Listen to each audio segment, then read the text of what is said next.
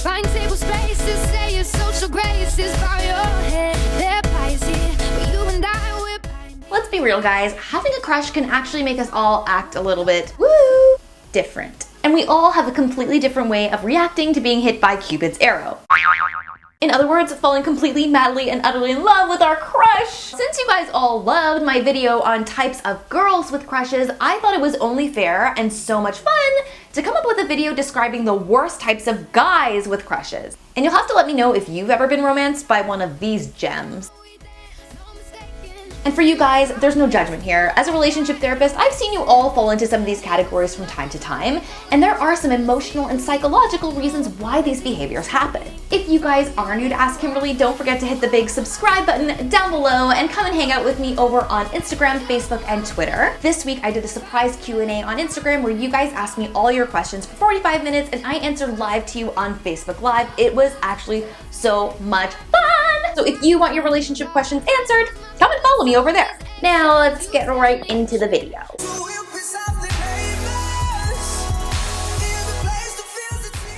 Number 1 is the aggressive admirer.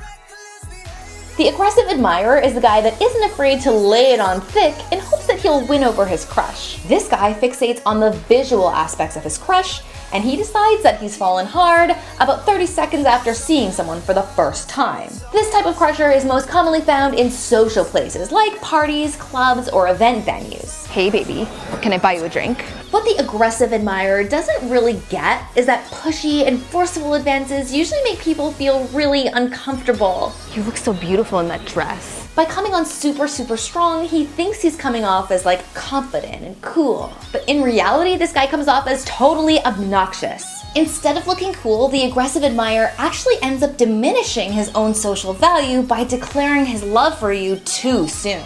Because let's be real, what kind of person goes for a potential mate who's willing to just throw themselves at their feet without even hearing a word that their crush has to say? Come on guys, we want to know that you respect yourselves enough to know that you don't have to be so overbearing just to get a date.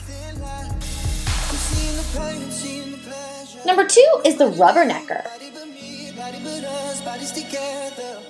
Okay, you guys, so in real life, to rubberneck is to literally like crane your neck in one direction like it's rubber to get a better view of what you're seeing. Like if you see a car accident, you can't help but stare at it even if you don't want to. And just like in real life, rubbernecking can be dangerous because in a dating situation, a rubbernecker is someone who literally can't stop looking at their crush to their own detriment. If a rubbernecker has a crush on you, you may not know them, their name, or anything about them, but what you do know is that they have a crush on you because they make it so obvious every time you're around them because they cannot stop looking at you. It's just weird. But actually, this silent stalker is usually just a well-meaning shy guy who's just totally obsessed with his crush, thinks she's beautiful, and imagines a life of marriage and children and living till you're 90 and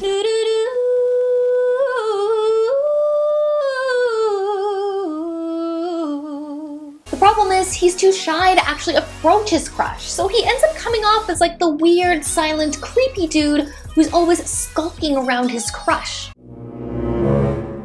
Not the recipe for romance, guys. Guys, if you find yourself becoming a rubbernecker, though it's no fault of your own, it's time to now push yourself out of your comfort zone and talk to your crush ASAP before she immediately writes you off as a weirdo. Let me take a selfie. Number 3 is the boaster. Now we know the boaster because there seems to be one thing he does really well, and that's brag about himself. The boaster is usually found in the halls of an everyday high school, puffing out his chest and bragging about his latest accomplishment or sports conquest. I just got my essay back and look, A+. Good job. I just bought this and it's really expensive. It's Adidas. If a boaster has a crush on you, you're gonna know it because he's always gonna be talking about himself, but he'll never stop and actually give you a compliment, ask you a question, or truly get to know you on a deeper level. See all these trophies? They're all because of me. Me and my core strength. It's literally all about him. Now, the boaster showboats himself around his crush because he actually thinks it'll work. He's pumping himself up to demonstrate his value to you, kind of like how a peacock flaunts its feathers. And this is an evolutionary male behavior. But the problem with bragging so much in today's society is that it does come across as arrogant, cocky, and narcissistic. Number 4 is the jealous Jared. This guy has decided that once he's claimed his crush, that no other guys are allowed to talk to them, let alone have a crush on her. His behavior can involve literally getting in between another guy and the person that he likes, cutting them off in conversation, or hogging his crush for every dance at a semi-formal or prom, and even acting all weird and sulky if his crush doesn't pay enough attention to him. Who's that you're texting? Is it a guy?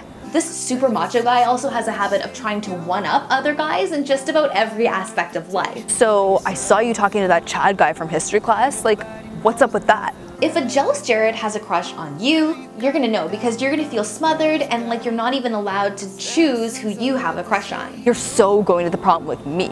The problem with being jealous when you have a crush is that it actually does showcase your own insecurity, and that can be a huge turnoff to your crush. This is why all the girls on The Bachelor that openly display their jealousy immediately get eliminated. I just don't know what you see in her. Barely gave me any one-on-one time. She's here for all the wrong reasons. Now the final type of guy is the badger.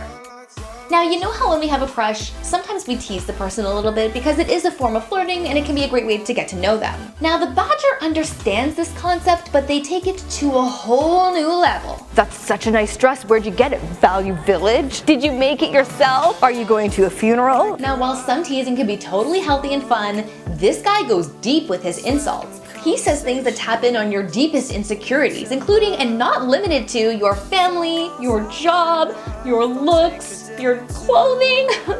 And these comments cut you like a knife.